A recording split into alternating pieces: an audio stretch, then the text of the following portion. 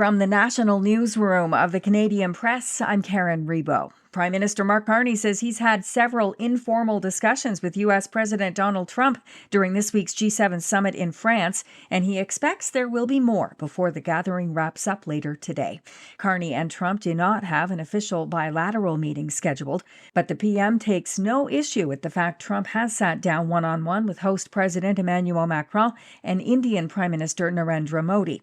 Carney says he's had 7 or 8 discussions with Trump over the past 36 hours about the economy, AI, Ukraine, and the U.S.-Iran peace deal. He also said he got Trump an 80th birthday present, but he didn't share what it was. I wish him a happy birthday. He's very pleased. I did give him a present and he likes it a lot. What is it?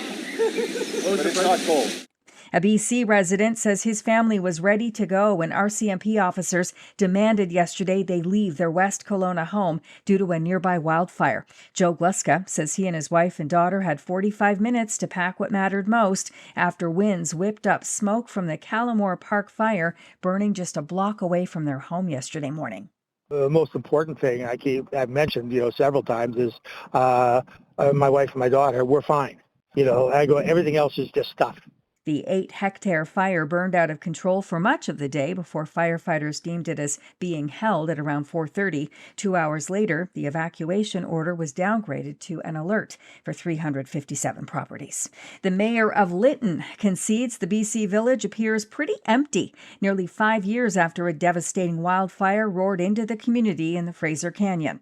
But Denise O'Connor defends a recovery process that has drawn critics who contrast what they see as a lack of progress with a roster of recovery staff that has been costing in the range of $40,000 to $100,000 a month. Some people say I'm too positive sometimes, but, if we start dwelling on the negatives, we're not going to rebuild our town. Lytton councillor Jennifer Toss describes the cost of the recovery staffing as astronomically high.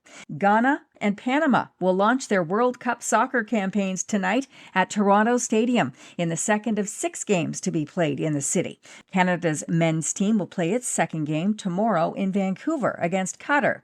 And businesses in Vancouver's Granville Entertainment District say they welcome the pedestrian zone set up for the World Cup, but the influx of fans has caught some off guard. Tyler Broers is general manager of the pub Dublin Calling and says last Saturday's match at BC Place saw Australian fans fill the bar and nearly drink it dry. We didn't really anticipate that sort of first opening weekend for it.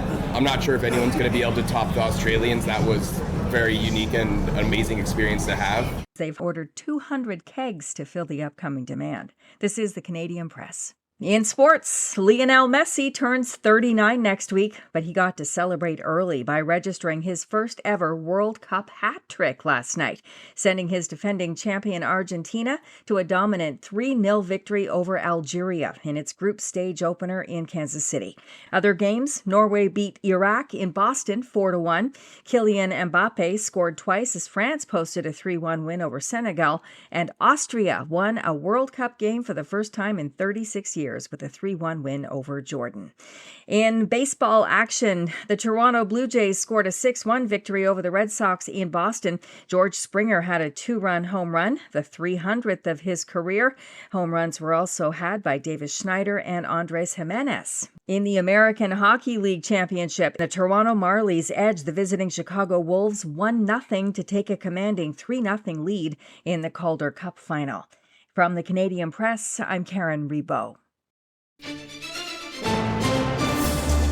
Thanks for listening. Don't forget to follow and subscribe. For more of today's top stories, visit thecanadianpressnews.ca.